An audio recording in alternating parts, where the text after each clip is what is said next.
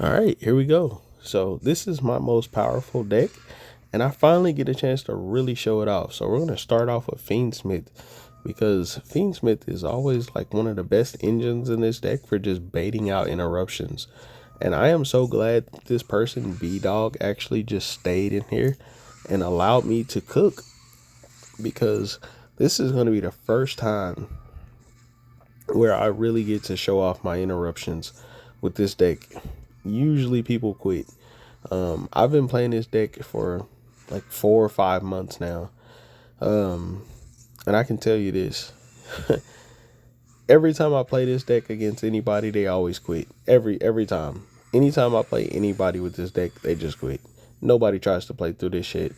Aside from like when Malice was out. Like dumbass Malice players thought like, oh yeah, I can play through that. They'd get fucking cooked. Luna Light players would be like, oh yeah, I can play through that. I can make these Liger dancers and I'll be able to play through that. They get fucking cooked. Like everybody who tries to play through this shit all gets fucking cooked. Every single last one of them. Luna Light players, they find out the hard way. And yeah, they get cooked. When I was playing against Mitsurugi, like Rizio players, they were getting cooked. When Draco Tail came out, they get absolutely the fucking shit kicked out of them with this deck. Yummy, all of that shit. Any deck basically that plays this gets cooked by it because of how much you actually do. And I do end up misplaying in this gameplay, so don't worry. You'll see it, and I'll explain where it happens at. But it's okay. It doesn't matter that I misplay. So we're gonna go Hallowed Azamina. So as you saw right there, I tributed Futsu and I resolved its effect, right? You'll remember that part of the effect, because I'm gonna explain when it happens again. So of course we're gonna go Promethean Princess. Promethean Princess is gonna revive back the Flamberge. And then of course we're gonna link those two off, or the Ash plus the Flamberge to go into Amlo Well. And then we're gonna go right into Moon of the Closed Heavens. Now I'm just doing that just to get two bodies off the field. And then we're gonna go into our Mitsurugi plays. And this is where I'm gonna make my misplay. So I'm doing tributing effects. So you're gonna see I get Mirakumo. I've already tributed Futsu once, so I got its tribute effect off. And I've already tributed Habakiri to get its effect off. And then we're gonna go for Snake Eye Mirror right here. Summon out Futsu. And right here I should have grabbed Purification. And I choose not to summon back Mirakumo right here because I want the space. And this is where I screw it up. I should have not tributed Futsu because I forgot that I already tributed Futsu. So that was my misplay. If I had made Purification, my inboard right here, I'll show you just a second. Let me pause it. Okay, so if I had done the Purification play, I would basically have Futsu on the field, Ilya Silva as my two Omni Negates. I would have IP in the back row. I would have to get rid of something on my field so I can get IP onto the field, which is no biggie because all I would have to do at that point is just activate Ilya Silva to Omni Negate something. When it jumps off the field, that clears the space. IP can come onto the field. I'll still have a mirror, a Purification, Omni Negate with the Mitsurugi, plus Futsu will be able to resummon Mirakumo to do a board wipe. That was my thinking, and because of that misplay, wasn't able to get that onto the field. But all of the rest of the stuff that I got on the field is good enough, and I know it doesn't look like anything crazy by looking at this board. I'll tell you this. What you see is a field spell that can summon a back row. You see two special summon negates. You see a Flamberge that can summon a back row. I only have one monster in my back row right now. You see a Diabell Star that does nothing as of right now. That's what you see, right? And then you also see a Moon of the Closed Heavens that does nothing. And then you see an Omni Negate. So you're thinking, okay, this inboard is two special summon negates, a Omni Negate, and then a SP or IP that'll go into what, a SP Little Knight or something. Oh, don't worry, it's not SP Little Knight. It's gonna be something way better, and you're gonna see what it can do. So let's take a look at this. And then we also have Kusanagi. Now I searched for Kusanagi instead of searching for something else because Kusanagi is the monster that could get prayers back into my hand. So that's why I did that. So it was kind of an afterthought once I realized that I misplayed, and that's what made me search it. So let's see how this all plays out. So my opponent's going to play. They're going to go Vashuda. Very easy to just Wave King, High Caesar, negate that. Then he's going to activate another of his Tenyis, the Adhara, and a very easy special summon, negate right there. Then he's going to activate Sword Soul Emergence, or whatever this card's called, to summon out Taya. So we're going to go ahead and go IP Masquerena because, bro, you're not going to be activating that shit no time soon. We just go ahead and link that right off. I bet he was expecting SP Little Knight. Nope. We get Underworld Goddess of the Closed Worlds. And look at all the effects that are going to pop off right here. He's going to activate Call by the Grave that he was holding in his hand, which he probably should have just threw that shit out first for Promethean Princess. But hey, listen, you do whatever you want to do, buddy. So we Omni negate that shit. And of course, that Diabell Star that I was talking about, oh yeah, that shit triggers because it was tributed on my opponent's turn. So it comes back, it gets rid of something that's in the way on my field, and it's going to get an effect.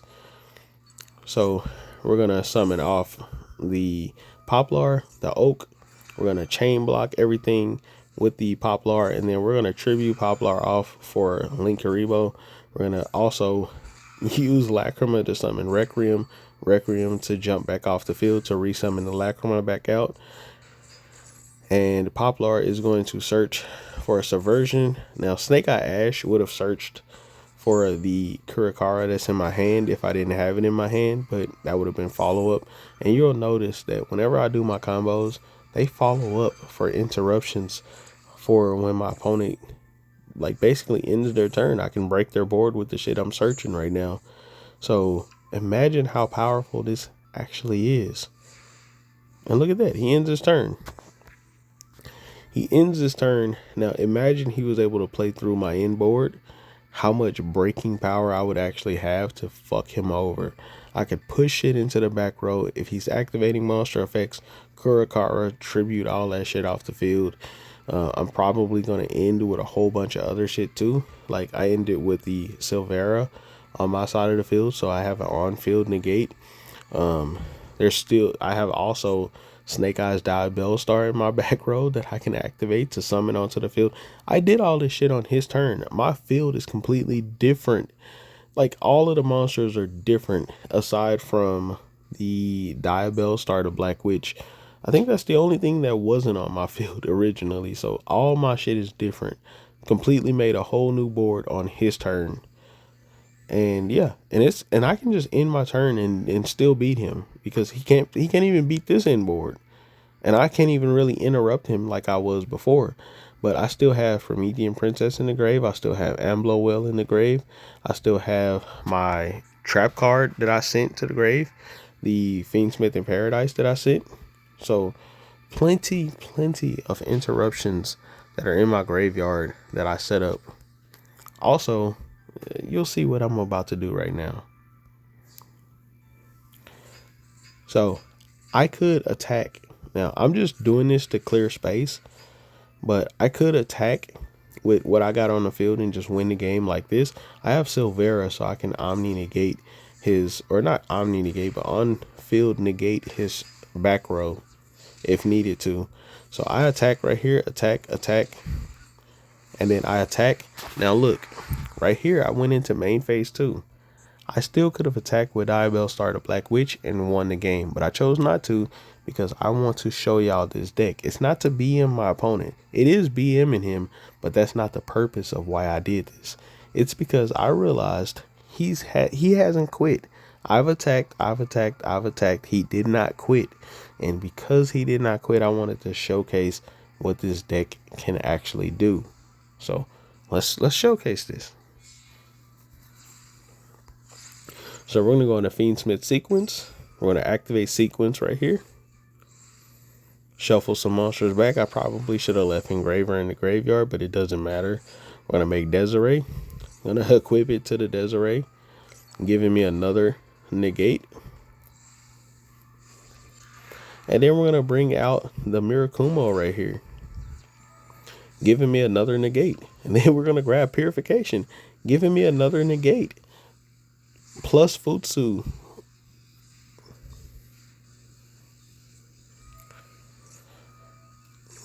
So he's going to activate Vashuda. We're going to chain Mirakumo to it.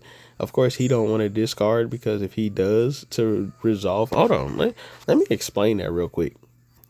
If he resolved the Vashuda, he would have literally had one... Like, he would have had to make the decision to link it off just to use Vashuda's one effect to send something, and then use the Adhara effect to actually put it back into his hand. And at that point, like, he wouldn't have been able to really do a damn thing after that. I mean, aside from, like, maybe attempting to try to get something back into his hand and make a play, but he wouldn't have had nothing. So, like, he was kind of screwed right there, right? So he has to not activate that effect so he can try to get a Long Yuan play. Now, when he summons Long Yuan out, this is probably the best scenario that he can get right here, is to try to make a Baron de Fleur or something like that. But if you see my field, you see how many Omni negates I have, how many on-field negates I have, like... And here's the thing, I could have still made Ilya Silva, I just chose not to. I have Subversion in my hand right there. That's a Sinful Spoils card. All I had to do was just simply, in the graveyard, activate Hallowed Azamina, and I could have put Ilya Silva back into my extra deck and then made it again using the Subversion. I just chose not to. Or if I didn't want to do that, I could use the Trap. I just chose not to. Because I already have such a crazy board already set up. I know he can't do anything about it, so I can just chill and show y'all what this deck can do. So he's going to summon this out plus a token. We're going to Fiendsmith in Paradise right here. And then we're going to Promethean Princess. Now, at this point, I can't send Desiree because Desiree is on the field. But I don't need to send Desiree because this match is over. I just wanted to show that I can still interrupt. And we have plenty of interruptions. So I just go ahead and pop his token that's on the field and then burn him for the last 1200 damage. Is this deck not the best deck that you've ever seen? Let's go into one more match and then I'm going to show y'all this deck list. All right, so here we go. So this time my opponent is going first. Now look at my hand. I have no board breakers, no hand traps, just engine. Just the stuff that I need to do my combos. And I'm going to show you why.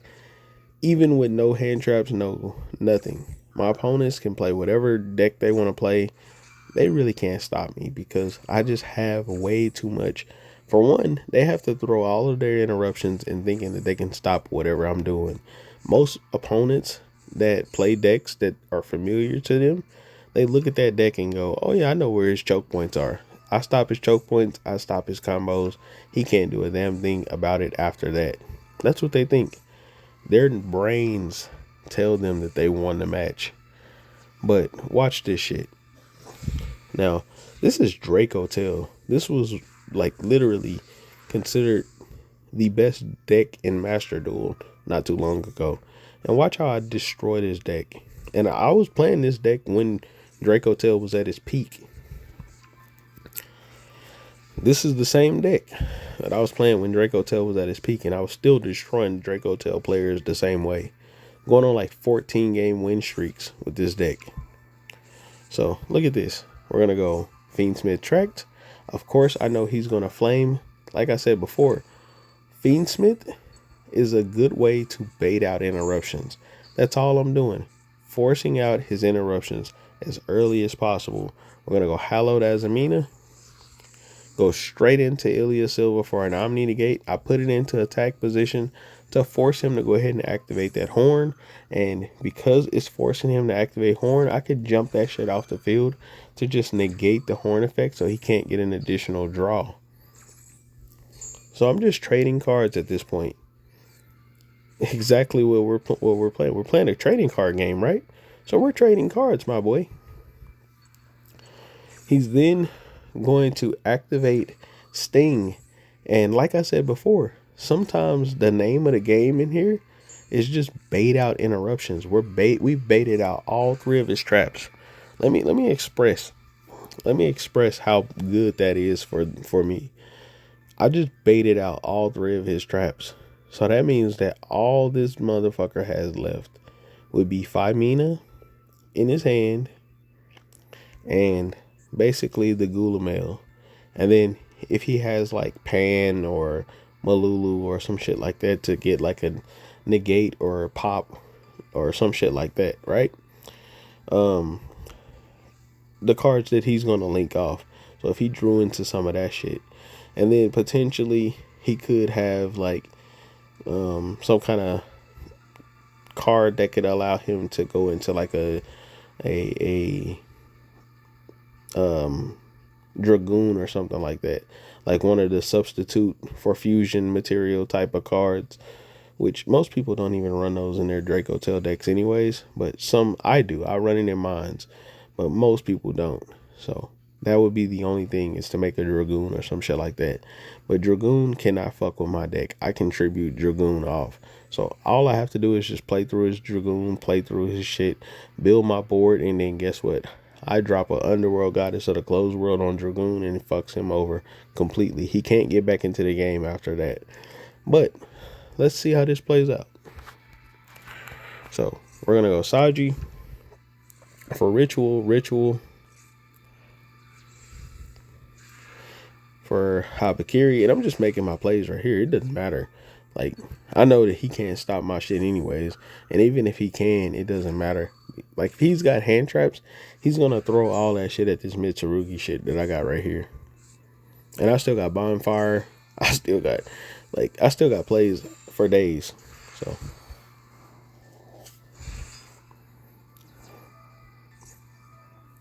and there we go. We're gonna go Mirakumo to board wipe. He's gonna activate Femina. We're gonna activate the Mirakumo to chain block so he can't pop something with Gulamail, because that's what he was really wanting right there. He then discards and he goes into Chaos Star Source Dragon. Now, before this card resolves, this is how funny this dude is, how stupid he is. Look, let's read Chaos Star Source Dragon. If this card is fusion summoned, you can target cards your opponents control up to the number of light and or dark monsters use as material for this card, and then destroy them, right? Well, the thing is, if I've already activated Mirakumo to board wipe and then you do this, you basically just wasted your fucking field. You should have just waited until after Mirakumo activated and then activated Femina. But because you did it early, like a fucking dumbass, or what he should have really did was did it when I had Habakiri on the field and popped Habakiri so I couldn't use it as material. But because he did this shit like a dumbass and put it out before, then that means that this card's effect can't activate. And it says if this card is banished, you can target one light or dark monster and it'll become a level 8. Then that effect doesn't even matter in this match because that shit's not going to get banished by me. So yeah. He's not going to have shit on the field anyways. So yeah, the effect of this shit is not going to activate. He just threw one of his monsters in the trash because he panic activated a Femina. That shit gets wiped. We're going to make Futsu.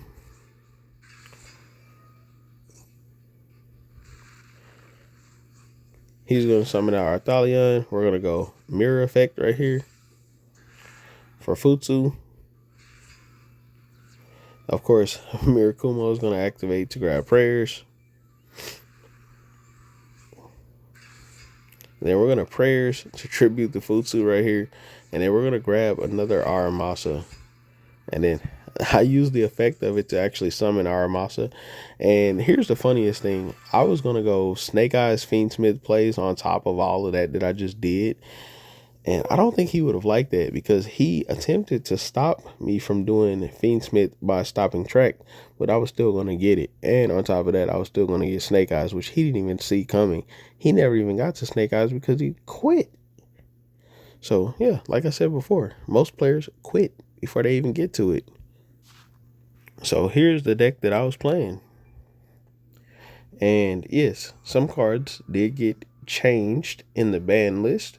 So yeah, the deck list is a little different than what you may have remembered if you saw it before, but in some ways it's better, some ways it's worse. The only thing that's really nerfed in this deck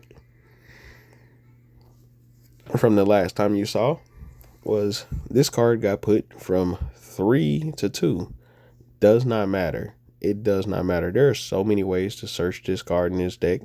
There are so many ways to get access to Mitsurugi in this particular deck. All I did,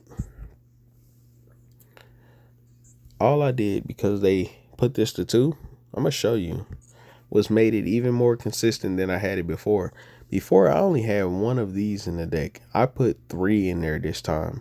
So I took out the red reboots that I had in here because nobody's really playing any back row trap decks anymore. So I mean, they were, but when people were playing the fucking Odeon shit. But now nobody plays Odeon. I guess now everybody's starting to play that other deck. The fucking MST negate deck. Everybody's playing that shit, but Red Reboot doesn't really do much against that deck.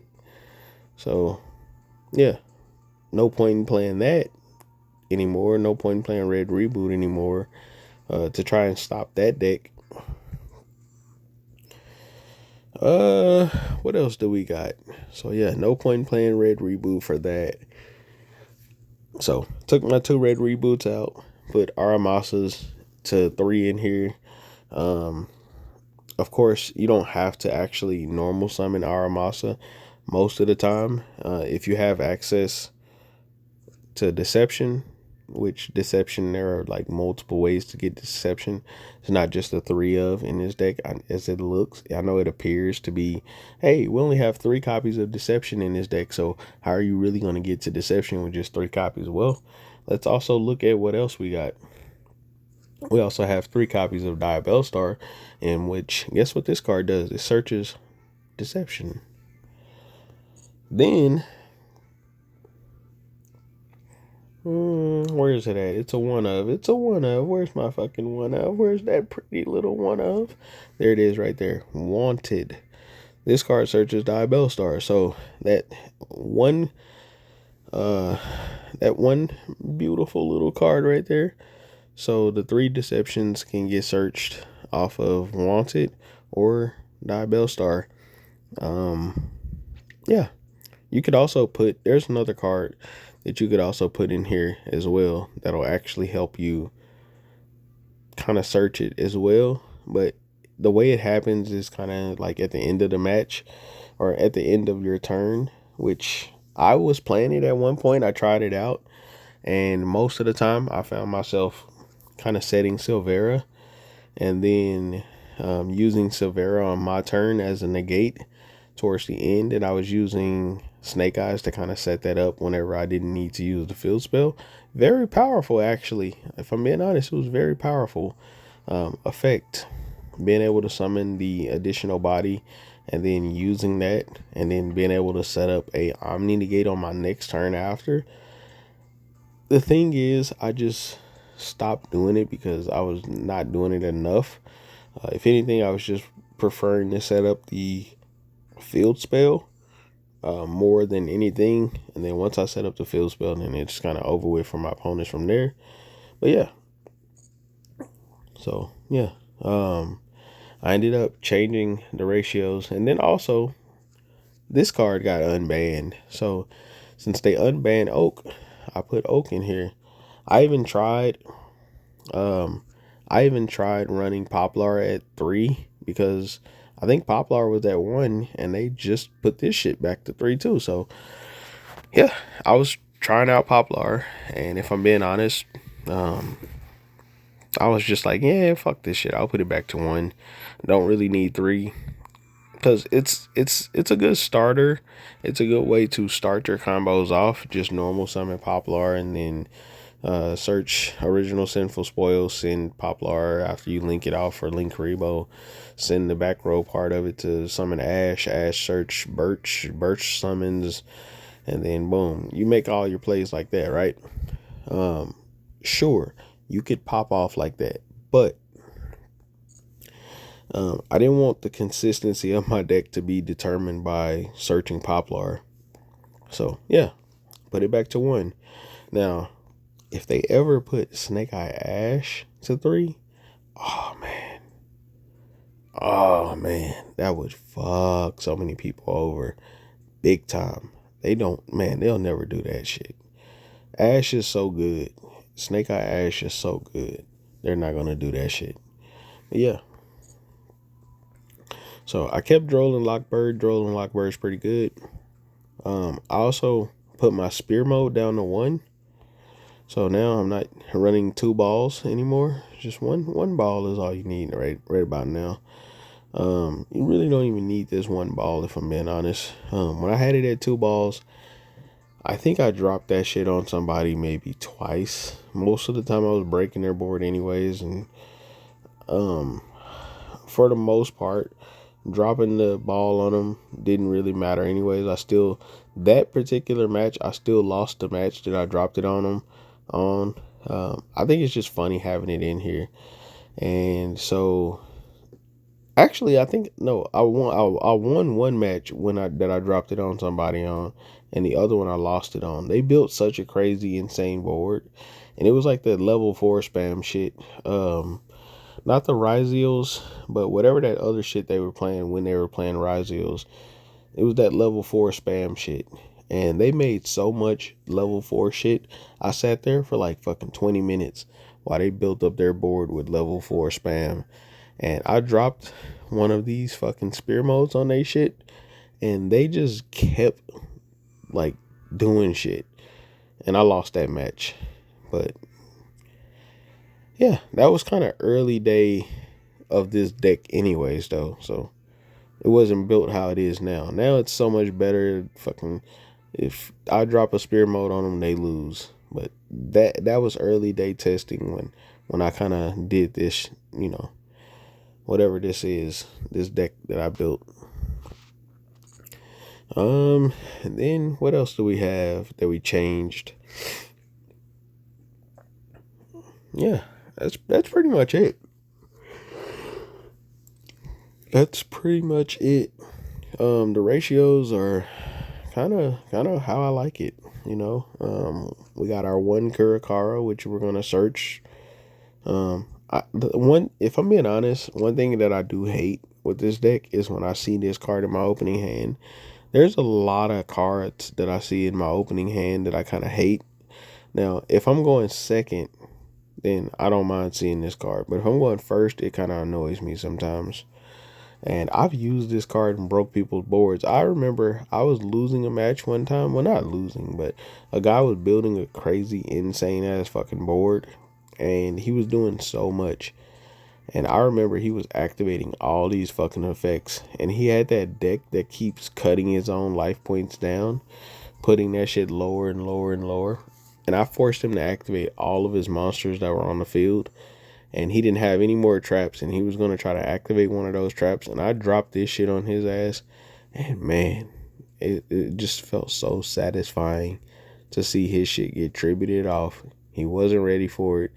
He didn't have a way to stop it. And then I basically took that monster from the graveyard and used it against him so he couldn't activate shit. And then when I went to attack, he blocked it by using some effect in the graveyard to reduce the attack to 0, the damage. And then the next turn, and it's on, I made a YouTube video on this shit. It was super funny though. But the next turn, when he thought, oh yeah, I get a chance to fucking kill him now. I get a turn after I finish my full combo. This motherfucker had barely any health. before he could set his trap and start setting up another defense or doing any fucking thing, as soon as he special summoned the monster out, I fucking sent Lacrima to the I sent Lacrima to the fucking graveyard. I guess he was thinking I was gonna send Desiree, but I sent Lacrima and then burned him for the last 1200. Funniest shit ever. Funniest shit ever. I love this deck so much because it just does so much. A lot of times, I don't think people realize like what all you can do, especially with Fiendsmith. I don't think people realize how much shit you can actually do. There are some cards in Fiendsmith that I saw people do combos that I never even thought about with Fiendsmith, and I was just like, bro, that's so fucking intelligent. I saw someone. Let me go to this shit real quick. I saw someone use Fiendsmith in a way that I've never saw somebody use Fiendsmith. They went into Desiree, right? And then they went into some other shit. They fucking linked all that shit off the field. Desiree, they linked all that shit off the field for something else. Went into sequence, revived back to bring back the Lacrima, and then the other level 6, and then made 2 level 6s on the field. Went into the whatever that shit's called. They went into the fucking DDD Wave King High Caesar, and then on my fucking turn, I'm thinking all he's got is Caesar. All I have to do is beat Caesar.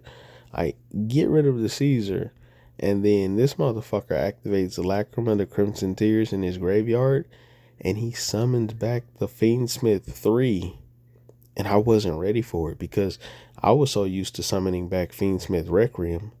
This motherfucker summons back Fiendsmith 3 and then uses that shit to bring Desiree back, right?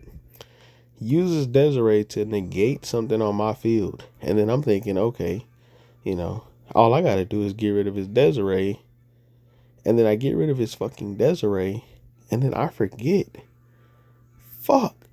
Desiree sends something on my field to the graveyard. Like, people are so intelligent when it comes to Fiendsmith. And that combo, if I'm being honest, I wish I recorded that combo and like learned from it, because I don't remember how that motherfucker did it. But it was just a standard Fiendsmith combo. He didn't really have like excessive amount of Fiendsmiths in his hand. The motherfucker just knew how to do the combo. And he did it so nicely. It was a 1-card Fiendsmith combo that led to all this shit. And I was just like, bro. And he used Kyrie too. It was Fiendsmith Kyrie. I remember him using that shit. It was the trap card. And that's how he achieved it. But I don't fucking remember what like the full thing was. I don't even play Kyrie. Do not play Fiendsmith Kyrie. But yeah. So I'm gonna have to figure that shit out how he did it. But I remember it being really smooth, and it was a lot of interruptions, and it was like shit that was like graveyard interruptions that you're not really ready for. And so yeah. But yeah, if you have questions about this deck, you could ask me. But I mean, I got a shit ton of videos on this deck, so watch some of my other videos and you'll see like how powerful it really is, And I would recommend trying it out, if I'm being honest. I know they put max C to 1, but shit, you can max out on Retaliating C to draw that max C. Sometimes, if I'm being honest, Retaliating C is like one of the funniest cards in this deck, because here's the thing about Retaliating C. This is what makes Retaliating C so funny. If you normal summon Retaliating C, right? Now, if you normal summon Retaliating C, then after you normal summon Retaliating C, you activate Diabellstar to Black Witch. You can chain block Diabellstar to Black Witch with a search from Retaliating C for max C. And a lot of the times your opponent will forget that you search for max C because they're just so focused on trying to stop Diabellstar or to see what you're doing with Diabellstar. You will complete an entire board and then maxi them in the draw phase, and they can't do a damn thing to stop you. I've had an opponent try to play through, like, this motherfucker tried to play through my whole board while under maxi. And I think that he realized, like, okay, I've broken most of his board, but all that shit's coming back. And every time it would come back, he would break more of it. And once he got to the point where I was like, damn, I'm running out of fucking interruptions. And he played, bro, I shit you not, this motherfucker played through like 12 of my 14 interruptions. So I was like, damn, I got 2 more interruptions left. And this motherfucker kept trying to play through that shit, and he was playing into my hand traps. So I started stopping shit with Ash Blossom. I started stopping shit with like fucking Nibiru. I started stopping shit, and I guess he realized, yeah, I can't beat this shit. But it was just the funniest thing ever. Maxi like saved me because that motherfucker was cooking and I was cooking too. But yeah, it's pretty funny. Pretty fucking funny. So hopefully y'all enjoyed this video. I know it was kind of long-winded, but yeah, I like this deck, and I love showing it off. So if you want to play it, try it out. Hey, let me know what your thoughts are on it. If you do play it, hey, post some videos on it. Showcase how good it is, and shit, send me the clips. I want to see it. I want to see what you can do. Catch y'all on the next one. Peace.